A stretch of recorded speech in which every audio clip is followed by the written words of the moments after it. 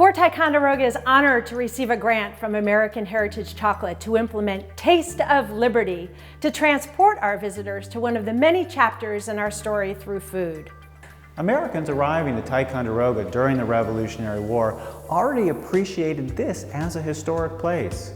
They nicknamed Fort Ticonderoga the Old French Fort, hearkening back to Fort Carillon, which the French began building in 1756 to defend against British invasion. On July 8, 1758, the French defeated a 16,000-man British and American army, inflicting 2,000 casualties on this force in the first famous Battle of Ticonderoga.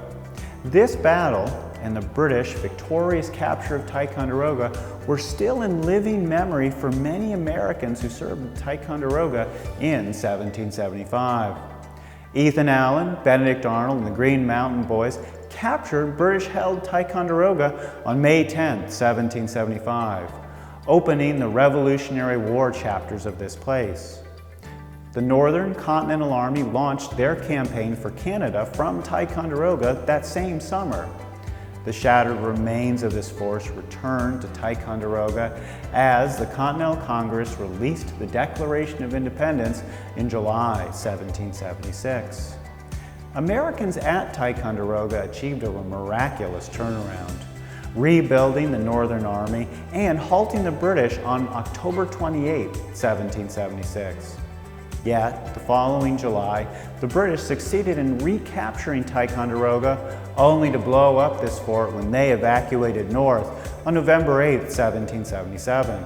Fort Ticonderoga opened as a museum in 1909, capping over a century of tourism and America's first act of historic preservation, William Ferris Pell's purchase and stewardship of the site in 1820.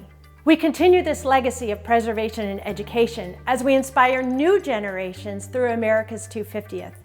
We are excited to have Taste of Liberty be part of Fort Ticonderoga's 250th initiatives. Revolutionary Anthology is a 5-year anthology of exhibits capturing each of our 5 250th themes, beginning with Power of Place in 2024. This exhibit series leverages our one-of-a-kind museum collections, including the never-before-seen objects from the Robert Nittolo collection.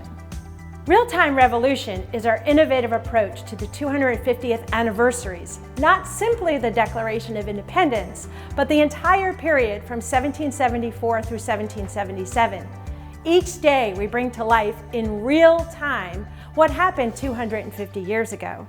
In Taste of Liberty, visitors sampled a day in the life of a British soldier or their family here at Fort Ticonderoga, from breakfasting on chocolate through a sweet dessert after supper. We carefully selected dishes based on period recipes, ration lists, seed lists, and livestock inventories. Working in partnership with the head of our cafe, we designed the preparation and delivery of these dishes in a New York State food-safe manner. We carefully selected reproduction plates and glassware to reproduce or reference archaeological examples from the pre-Revolutionary War period.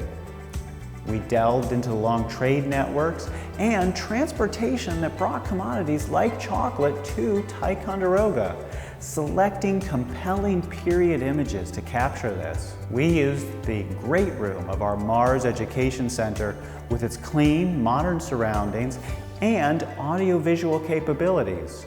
We also employed the mobile teaching kitchen, supported by American Heritage Chocolate in 2020, to allow for final preparation and serving to our guests. Through food, music, and imagery, we transported guests not just to Fort Ticonderoga, but the Atlantic world more broadly in 1774, with the context of colonial trade that supplied their dining table and mounting tensions on the road to revolution. The development of this program allowed us to test our concepts for safely using food as a medium to connect our visitors to history.